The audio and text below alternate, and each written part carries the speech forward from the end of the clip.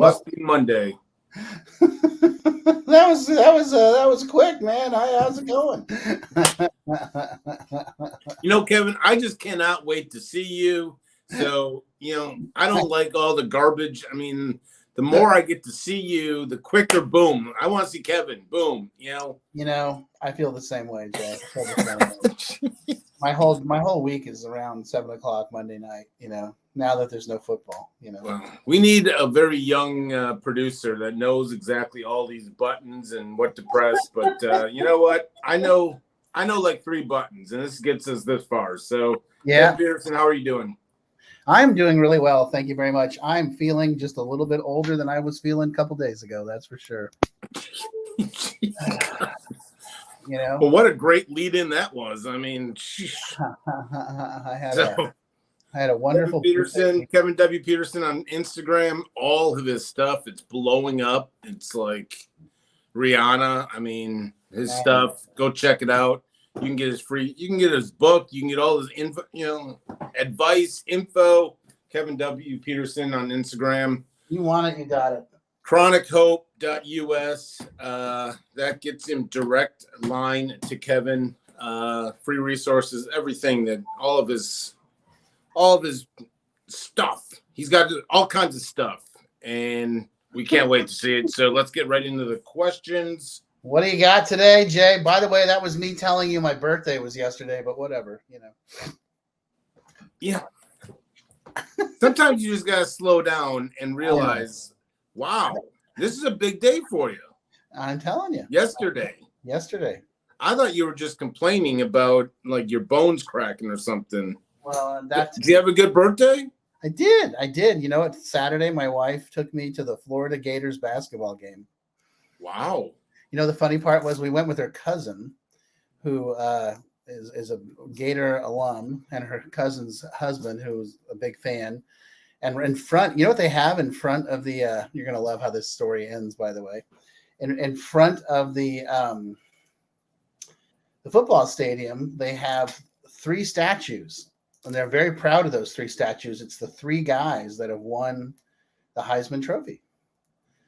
And they were very proud of those. Those are the 3 Heisman trophies. And the guy looks at me, and her husband looks at me, he goes, How many Heisman trophies has your school won? And I said, 8. He's like, let's just go to the basketball game. So, yeah, you asked. Spurrier, Tebow, and who's the 3rd? Cannell. Yeah.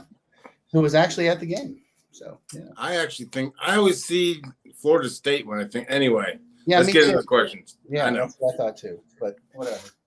Anyway, what do we got? My 23-year-old son struggles with staying sober.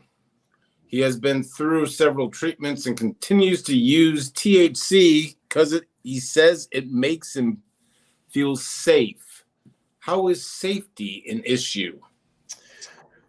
Well, I'm okay. So that's an interesting. Again,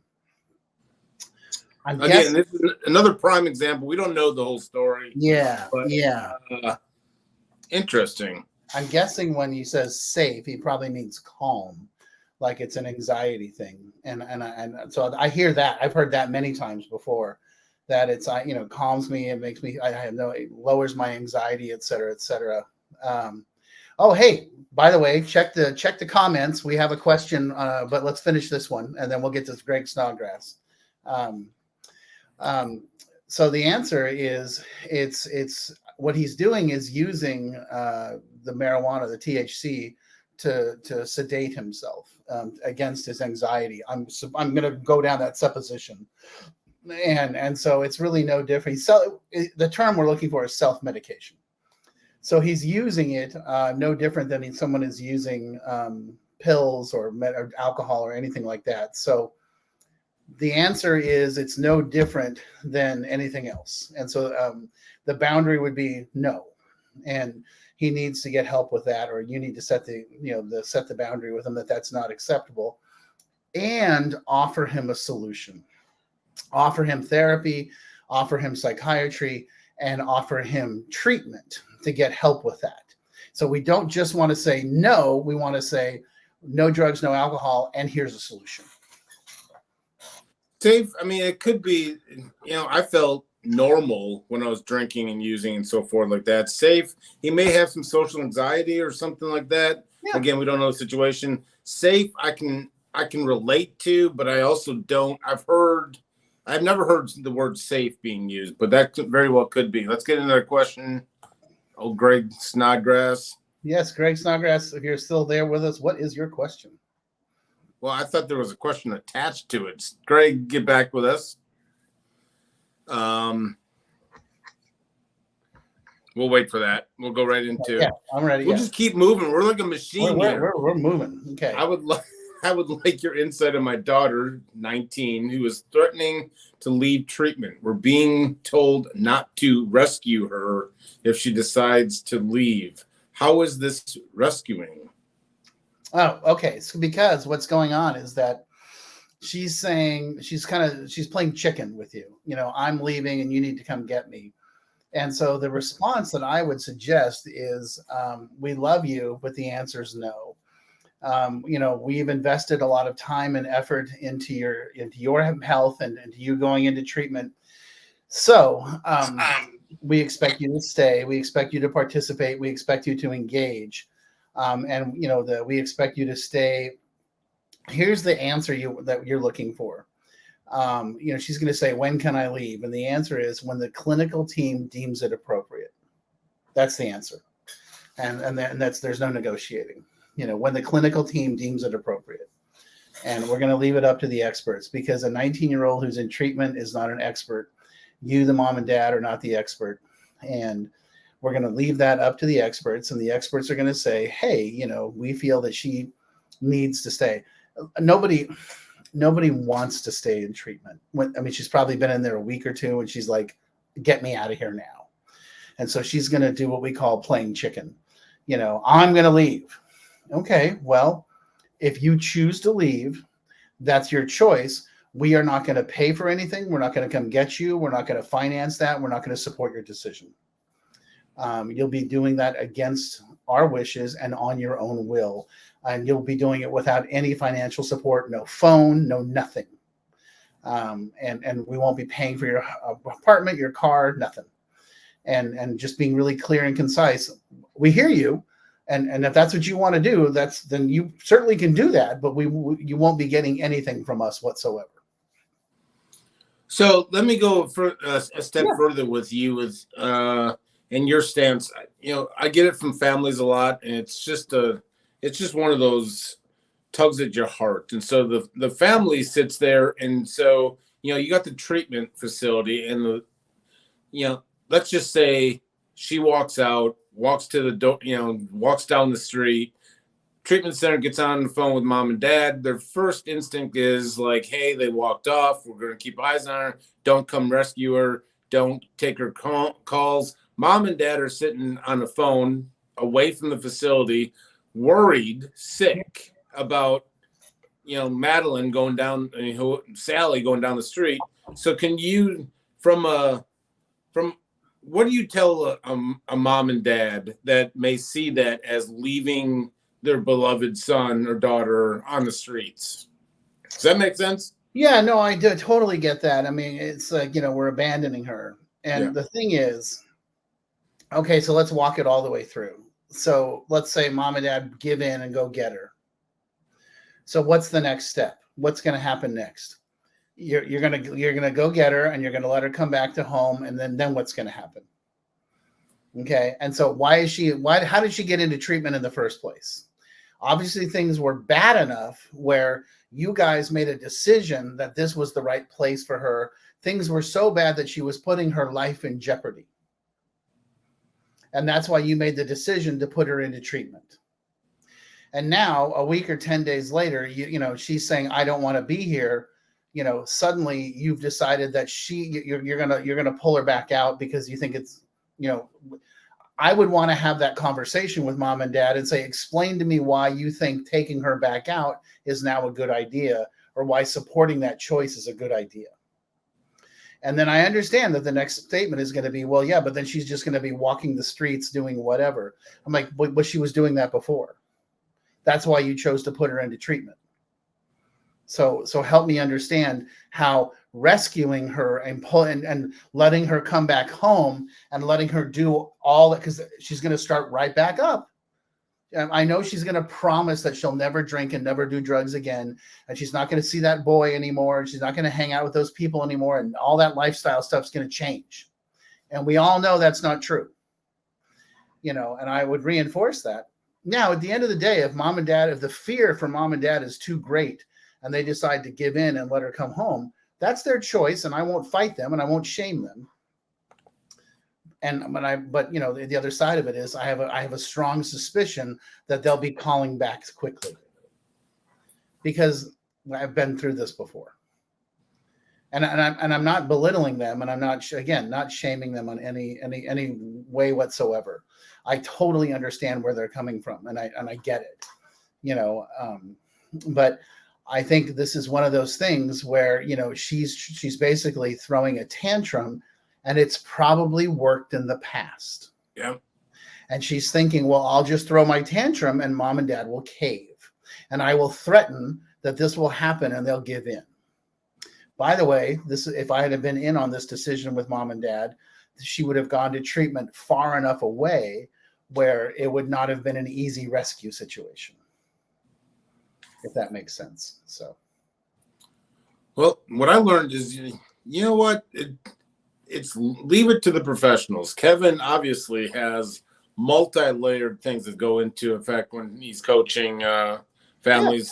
Yeah. I love it. I mean, I understand it, but it's tough to hear. And this is exactly what you need to hear about rescuing, and you're not leaving it. I mean, dealing with the addiction. It's tough. Let's just say that. It's not the daughter, it's the addiction. Yeah, no, I mean, I understand. I understand the fear. I totally get it. Oh, hey, here it comes. Mm-hmm. What should we do, Greg? Greg's question? It just came up. Yep. Man, you're the producer. No, I'm just popping in here. See, my son seems to have a pattern where he repeatedly self-sabotages. If he wants something, no matter what, he fixes it. He won't back off. Tug of war, and yet he's continuously victimized by it. Oh, coming with both barrels. Dr. Peterson. Okay. Dr. Peterson. All right, so now we're talking about what I would say is probably some, oh my goodness, that could be some obsessive compulsive thinking, or even some ADHD. So I would say that your son probably needs some therapy and some psychiatry. These are definitely very traditional and typical traits, and not even most people would say, well, that's addictive thinking. No. It's not.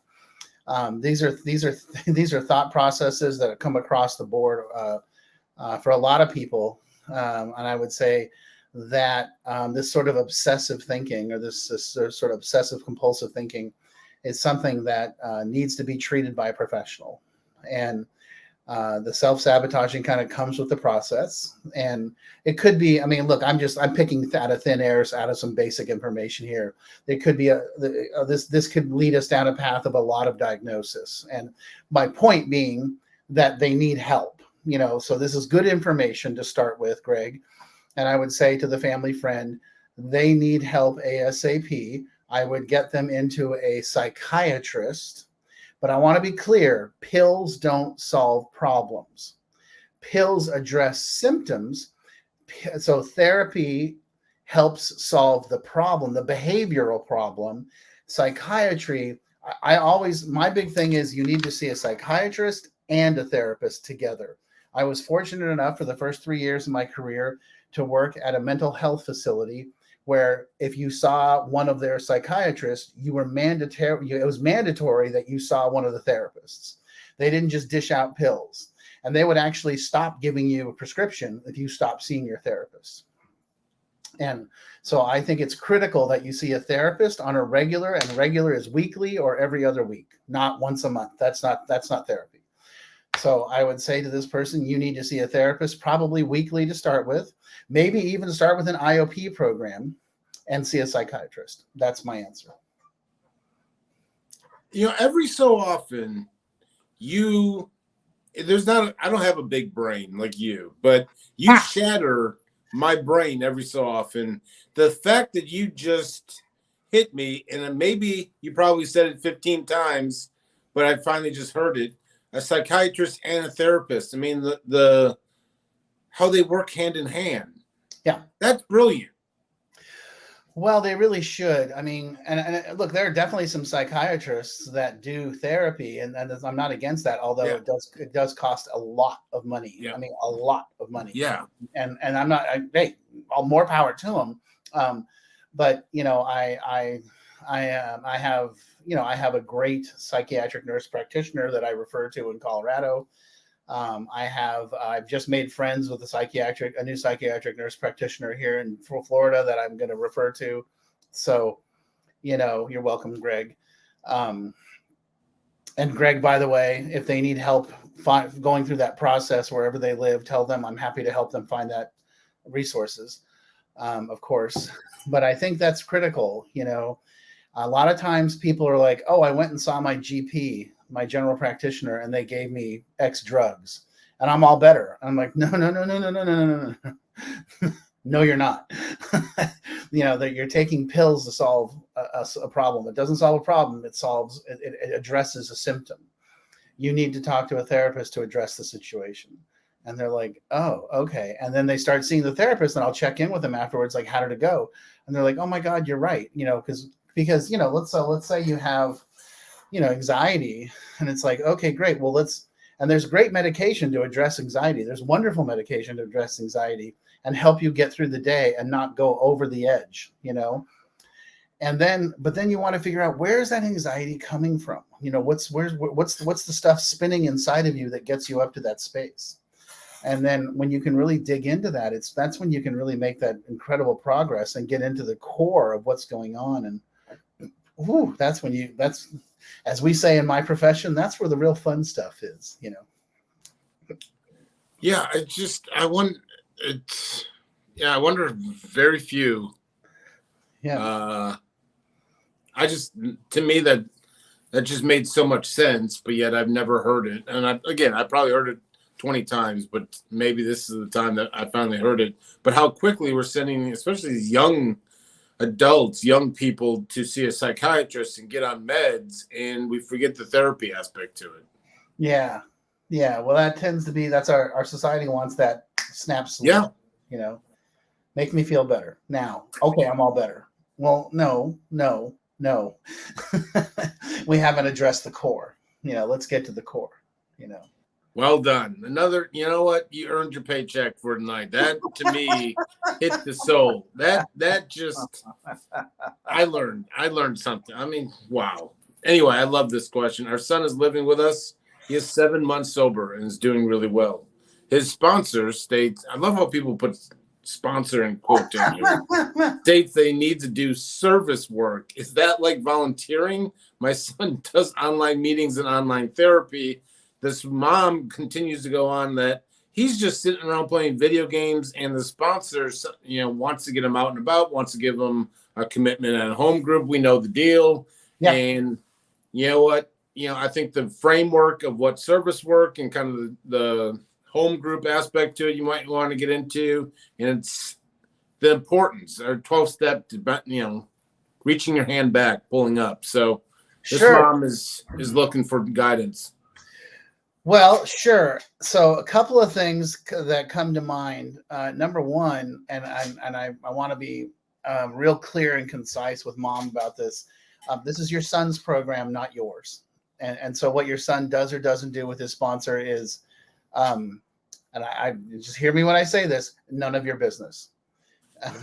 So there's two kinds of business. There's, my business and not my business. And your son's program falls into the second category. And so, however, I will be happy to explain to you the concepts of the triangle and the circle in recovery. There's recovery, unity, and service. And recovery is the 12 steps. Unity, is the fellowship, and service is the 12 concepts.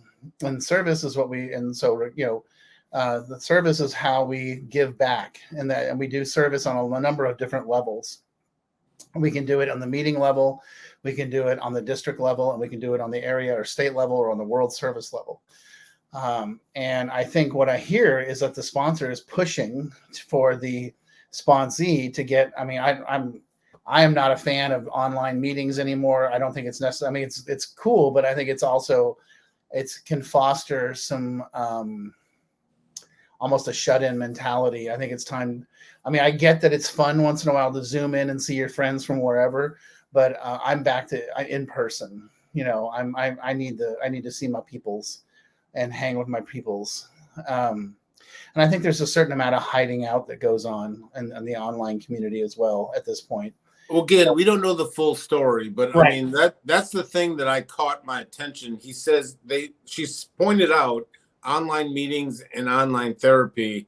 There may be a concern that he's just staying indoors. Right. And doing sort of a shut-in thing. And so that definitely concerns me. And so I would say, but that's that's something that needs to be it sounds to me like the sponsor is like, hey, it's time for you to step out and get going. And that may be one way to get the ball rolling. And that's fine. So, that's definitely the way I would handle it. I would definitely say, hey, it's time for you to give back, and we do that in a number of ways. There's lots of different committees and lots of different ways to help out and step up, and and that's great.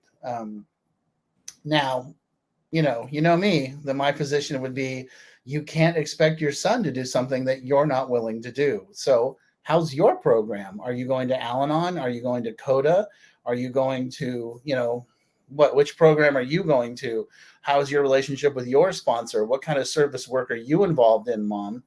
Because I think that's just as important as you setting the example for your son of what you're doing and how you're doing it, not just monitoring what he's doing. So to me, that's very important.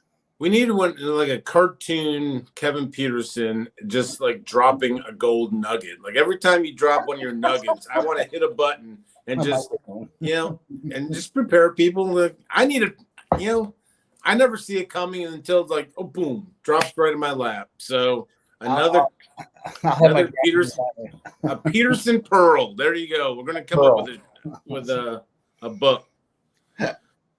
I find myself saying he's sober to my husband when dealing with our 18-year-old son. He spends every dime he earns from his job, plays video games nonstop when he's not working. Am I enabling? This goes to the heart of a shut-in. The mom is sincerely concerned. And then what she's ultimately saying is he's using it as justifying, like, let's not get on his case. He's sober.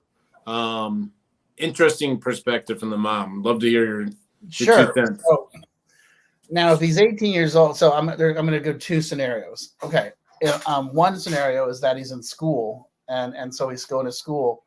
I do know this. Not going to school. I did ask that. She did respond. Okay. She's not going to school. Okay, so then he should be paying rent.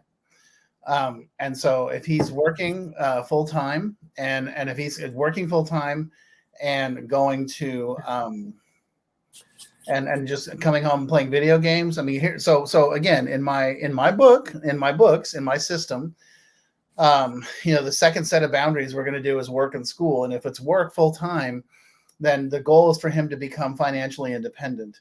So if he's working full time, then he needs to be participating, and participating means that he's helping to pay for the food, the rent, cell phone bill, car insurance, gas.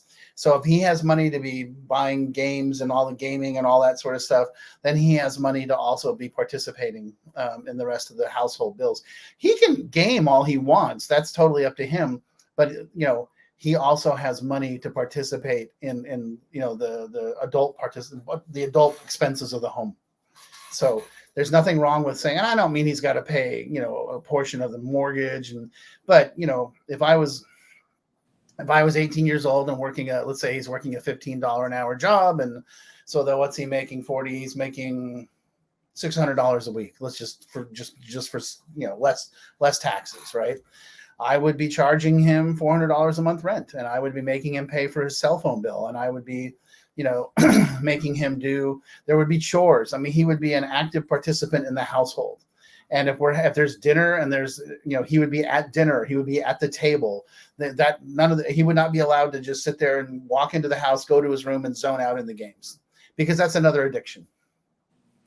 I would not allow that. If in his free time outside of, participating in family time, going to meals, et cetera, et cetera, et cetera, he wants to game, that's his choice, but, and he also needs to participate in paying for his fair share.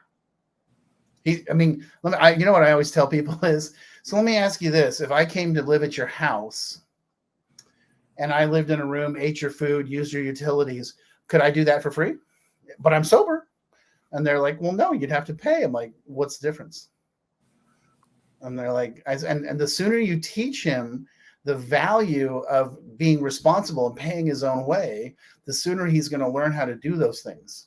Now, I don't expect you to charge him market rent, $1,500 a month, but, I certainly would expect you to charge him $400 a month. Nothing wrong with that. When does it start? Today, Love it. My 45-year-old husband is a gambling addict for sure. He's successful in business, yet several times we have had to ask family for money due to gambling debts. He doesn't gamble. He pays back the debt, then says he'll never do it again, gets back square, goes back. So the wife, this was a long email. So the wife is looking as, they put all the precautions in. They've separated the fund. I mean, he's got his own company. She can't really get into the cutting off the finances. This goes to the heart. I'm going to zero in on, promised things will get different, gets back to square, and then goes right back to gambling. I think this is the definition of addiction. And for this wife, just really kind of, some tidbits as to how to protect herself. Yeah. Well, so sure. And so first things first, I would say the best program I know in the country for gambling is Compass in Prescott, Arizona. And I'm happy to give, Compass, right? Mo. And I would say that I would love for you to give this woman Mo's phone information and her number, because this is exactly what they deal with. This story is their story over and over and over. I mean, it's literally the same story. That's number one. So I just would love to have her have a resource, okay? Because a lot of people think the only resource is Gamblers Anonymous, and it's not, So, and then I also think calling Mo, because Mo probably knows where the support is for the family members or the loved ones of a gambler, because that's a brutal, brutal existence. I mean, that is brutal, and there's so much that goes into the existence, to the reality of someone who's got a gambling addiction. Did you know that 90% of gamblers have an abusive childhood, like physically or sexually abusive childhood? Statistically, it's just awful. And there's so much that needs to be addressed and looked at. It's so much more than just betting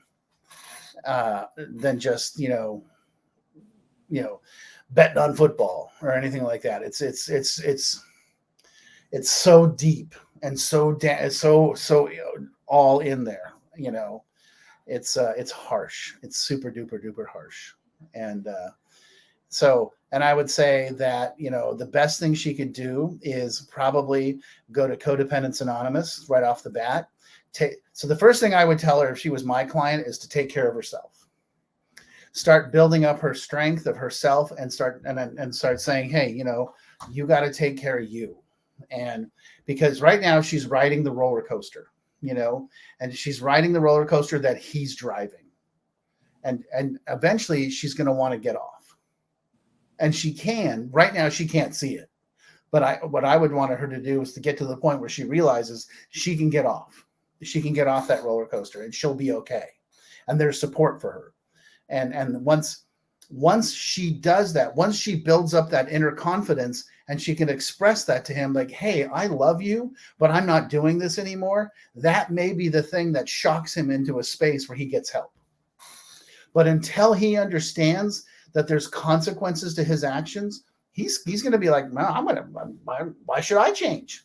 I get everything I want. She's not going anywhere, so. Yeah. And I'm getting more and more calls, and the younger and younger calls of parents, and I think the more and more states that are legalizing sports gambling and the sports books and casinos, I think you're seeing what the marijuana is kind of, as it's spreading across, more and more THC. I think gambling now, like I'm shocked just in the last couple of weeks, whether I'm paying attention or not, but there's more and more calls. There's gambling, there's substance abuse, but gambling always seems to be thrown in there. And it's getting to a point, and the only thing I can think of is more states legalizing and more sports books opening, and then there's apps everywhere. Like you can do anything right now. So this is the back end. This is the ugly side of people saying, well, let's just legalize it. Let's legalize drugs. Let's legalize gambling. Let's just legalize everything. It's like, okay, I hear and then we can tax it and make revenue off of it. Okay, I hear what you're saying. I get it. But you need to understand that there's a percentage of the population that can't handle it. And what you're not acknowledging is that percentage of the population that can't handle it, this is where they go with it. And this is death defying. This is life threatening to them. So okay, sure. I don't disagree with you, but then part of that revenue needs to be set aside to help these people.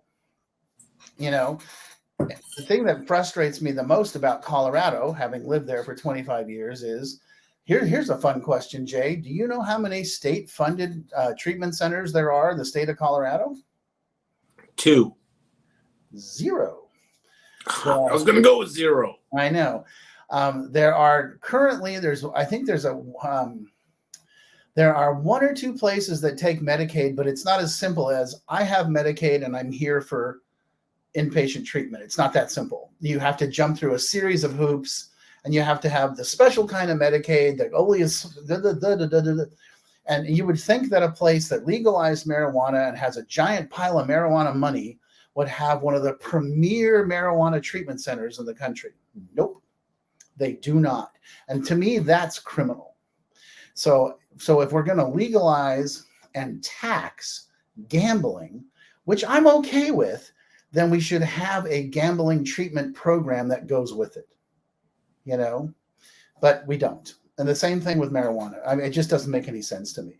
That to me would be responsible. But we okay, I'm off the soapbox. You know what? You don't need to get off the soapbox. I like the soapbox. But anyway, let's do this all over again. And it's just fascinating stuff. Just once again, what were you saying with I'm still ringing in my ears. 90% of the gambling addicts have physical or sexual abuse in their childhood. Really? It's just a statistic. Yeah. Whew. You never cease to amaze me, Kevin Peterson. Never cease. Never cease. It's that stuff you learn when you go to graduate school. Man. Yeah, it's sad. Or I could just spend 30 minutes with Kevin Peterson, and I can get a master's in just hard living. I mean, you know what? Anyway, let's do this again. You got me hooked enough. I'm going to come back next week with you and keep the questions. Greg Snodgrass chimed in. If you're watching this during the week, just put it in the comments. We'll get to it. And we would love to. Like, if you got any questions, obviously the questions are wide variety. You think it, write it, we'll answer it. So Kevin, next week. My pleasure. It's good to see you, my friend. All righty.